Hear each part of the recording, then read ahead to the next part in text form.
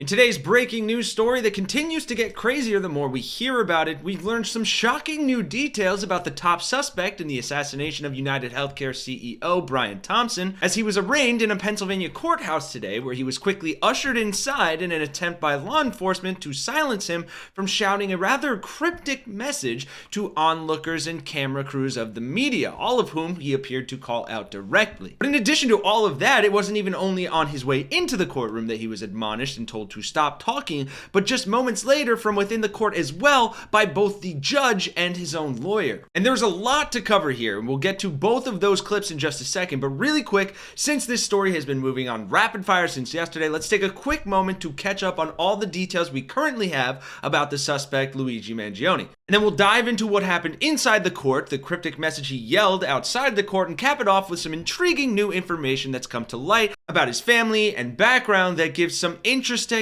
insight into his potential motives. Luigi, at this point, is still considered the strong person of interest in the killing of United Healthcare CEO Brian Thompson, and he was arrested on firearm charges in Pennsylvania. And all of this after, of course, Thompson was shot in Midtown Manhattan back on Wednesday morning, and there's been a major manhunt for the gunman ever since. Now, as far as how Mangione got identified, it wasn't actually in connection with the United Healthcare CEO shooter lookalike contest, which is, yes, a real thing that happened, but rather it apparently happened at a McDonald's in Pennsylvania where the NYPD said that he was recognized by an employee. And with this, the police said that they recovered a weapon consistent with the one used in the murder, as well as a fake New Jersey ID that matched the one that the suspect used to check into a hostel in New York. And according to the NYPD, the weapon appears to be a ghost gun that may have been made by a 3D printer, though they need to run further tests on it. With Police Commissioner Jessica Tisch adding, additionally, officers recovered a handwritten document that speaks to both his motivation and mindset. With NYPD officials saying that the document was 3 pages long and that right now it doesn't look like there were any specific threats to others listed in it, but it does show ill will towards corporate America. With a minute reportedly saying these parasites had it coming and also apologizing for any trauma he's caused, but emphasizing that it, quote, had to be done. The authorities also didn't give too many details about Luigi, but said that he was born and raised in Maryland, had ties to San Francisco, potentially went to school in Pennsylvania, and that his last known address was in Hawaii. Right, okay, so now that we're all caught up on that, let's take a look at what happened inside the courtroom before coming back to this moment here that the media oddly seems to just gloss over in this next clip, and we'll play that full clip where you can actually hear what he's saying right after this. So Mangione's inside this extradition hearing right now. What is happening? He is disputing extradition, Katie. He's been denied bail. So he's going to be taken back to the state prison in Pennsylvania where he's being held. He's charged in New York, of course, with 1 count of murder, 3 counts of criminal possession of a weapon, 1 count of possession of a forged instrument. And because he is contesting extradition, it may take as long as a month to get him inside a New York courtroom to face those charges. He's also obviously charged with lesser charges in Pennsylvania, but the murder charge takes precedent here.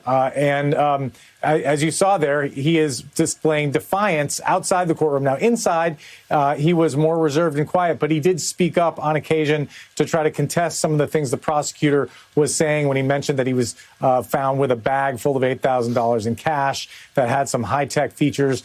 He spoke up to dispute that. His lawyer and the judge told him to stop talking. But he appears to be animated and trying to defend himself. And as we saw from the heated words he uttered outside the courtroom, does not appear to be contrite in terms of what has transpired here. So now let's take a listen to what exactly was said as he was being forcibly brought into the courtroom. We're hearing for the first time directly from murder suspect Luigi Mangione, who's now accused of second-degree murder for the targeted killing of United Healthcare CEO Brian Thompson.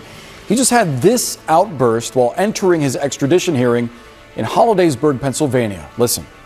And it's completely out of touch.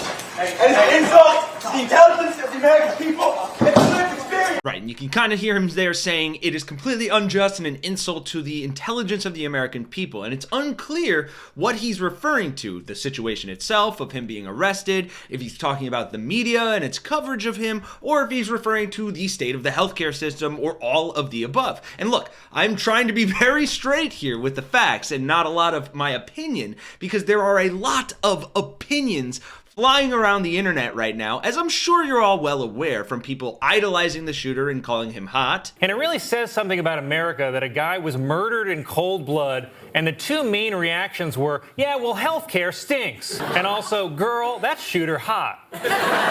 to some demonizing his actions, others saying, you know, he was a person whose anger was valid, but he went about addressing it in all the wrong ways, as well as tons of people saying Luigi is just a fall guy and not the real assassin, none of which I will be commenting on right now, as all of this is still developing, but I am very curious to hear your thoughts on all of this in those comments down below. And finally for y'all today, I have a couple more instances here for you to add a little bit more context with some developing information that we've just found out. Because yesterday, when he was initially arrested in Pennsylvania, he was hit with firearms charges. But then, late last night, he was charged in New York with murder, illegal gun possession, and possessing a forged instrument. With that, he was denied bond at his arraignment, and he'll have to be extradited to New York to face those charges. Now with that, so far, he hasn't entered a plea, but reports did note that he countered some claims coming from prosecutors. Like, for example, he was reportedly found with $8,000 cash on him, which prosecutors argued showed that he was trying to evade authorities. But Luigi, he said he didn't know where that money came from and suggested that it actually had been planted on. Also, with this whole saga, we're now learning a little bit more about Luigi's background, with a number of reports coming out now talking about back pain that he was suffering from and a recent estrangement from his friends and family. The New York Times, for example, speaking to RJ Martin, the founder of a co-living community in Honolulu that Luigi reportedly lived in 2022, with him saying that Luigi lived with serious and sometimes debilitating back pain and had surgery for it last year, explaining his spine was kind of misaligned. He said his lower vertebrae were almost like a ½ inch off, and I think it pinched a nerve. Sometimes he'd be doing well and other times not. With him adding that upon moving to the community, Luigi took a surfing lesson that resulted in such debilitating pain that he needed a new mattress, and the pain really just got in the way of his daily life. And RJ saying he knew that dating and being physically intimate with his back condition wasn't possible. I remember him telling me that and my heart just breaks, with some believing that pain and surgery caused him to lose touch with his family. Which with that, law enforcement sources told the New York Post that his mother actually reported him missing back in November, though also some of his old classmates have said that it seems that his whereabouts were unknown for quite a while, with some saying they got a message earlier this year about Luigi's family trying to find him, and one classmate saying that it sounded like his family had not heard from him since undergoing back surgery. You also had the Wall Street Journal pointing to social media posts mentioning him in July and October from friends wondering where he was or if he was okay. RJ also telling the New York Times that he tried to text Luigi about how his surgery went, but all Luigi said was long story and never elaborated, with him then apparently trying to catch up with him on the phone in May and June, but to no avail. And some of this lines up with things that a number of people noticed yesterday, like the fact that a Goodreads account apparently belonging to him showed that he read books about back pain. But all of this is the people who knew him seemed generally and genuinely shocked by the news. With, for example, his family putting out a statement saying, "Unfortunately, we cannot comment on news reports regarding Luigi Mangione. We only know what we have read in the media. Our family is shocked and devastated by Luigi's arrest. We offer prayers to the family of Brian Thompson, and we ask people to pray for all involved." Also, regarding more about his motive, CNN obtained an NYPD intelligence report that explains some of Luigi's alleged manifesto and explained he appeared to view the targeted killing of the company's highest-ranking representative as a symbolic takedown and a direct challenge to its alleged corruption and power games,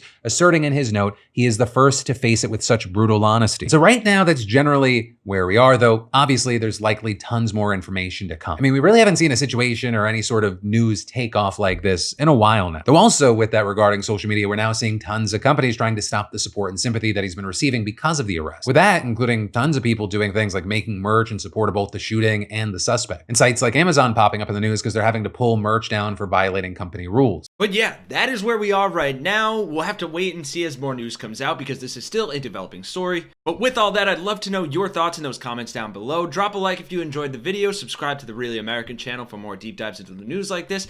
And for Really American, I'm Kenny Hesse, and I'll see you all in the next one.